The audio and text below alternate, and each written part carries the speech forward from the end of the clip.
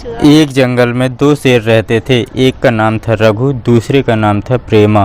दोनों बहुत ही घनिष्ठ दोस्त थे। उनकी दोस्ती इतनी लंबी थी कि जहाँ पर भी शिकार करने जाते दोनों साथ में ही जाते थे।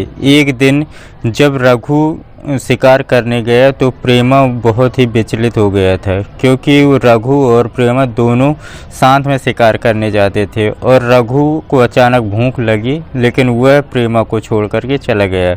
और रघु जंगल का शेर राजा भी था, क्योंकि वह अपने व्यवहार के कारण राजा बना था। इसलिए सभी जानवर रघु से बहुत प्यार करते थे और उसे बहुत चाहते थे। प्रेमा बहुत ही जलस शेर था, क्योंकि वह अपने दोस्त यानी रघु से भी बहुत जलता था, क्योंकि रघु जंगल का राजा था और प्रेमा उसका दोस्त था। और दोस्ती की खातिर वह जलता रहता था कि यह राजा है और मैं राजा नहीं हूँ।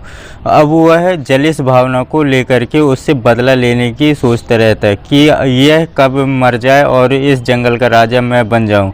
एक दिन ऐसा हुआ कि दोनों प्रेमा एक प्लान बनाया कि क्यों ना हम चलते हैं शिकार करने। अब दोनों शेर चले गए शिकार करने और एक काफ़ी ऊंची चोटी में जा कर के शिकार करने जाते दूसरे जंगल में। लेकिन वहाँ पर प्रेमा रघु को धक्का दे देता है।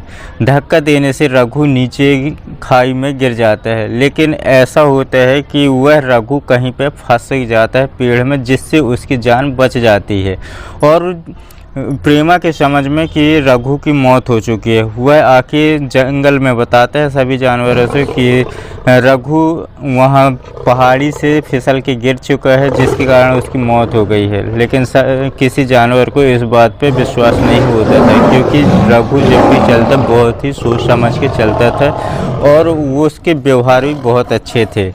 सभी लोग जब देखने गए कि कहाँ से गिरा है तो वहाँ पे पहुँचे और नीचे आके देखते हैं तो वहाँ पर रघु नहीं था। फिर सभी की किसी एक की नज़र हाथी की नज़र पड़ जाती है उस पेड़ पर टंगे हुए शेर की रघु की, तो वह बोलता है वह है। फिर सभी जानवर मिलकर के रघु को नीचे उतारते हैं और फिर उससे कहानी पूछते हैं कि तू कैसे गिर गया नीचे। तब रघु पूरा हाल बताता है और उसके सभी समाचार सुन करके प्रेमा को सभी शिकार के रूप में मतलब मार देते हैं। इस तरह से दोस्ती करना है तो जलिस भावना मत करें। तो दोस्तों, इससे हमें क्या सीख मिलती है कि किसी से भी हमें द्वेष भावना, जलिस भावना नहीं रखनी है।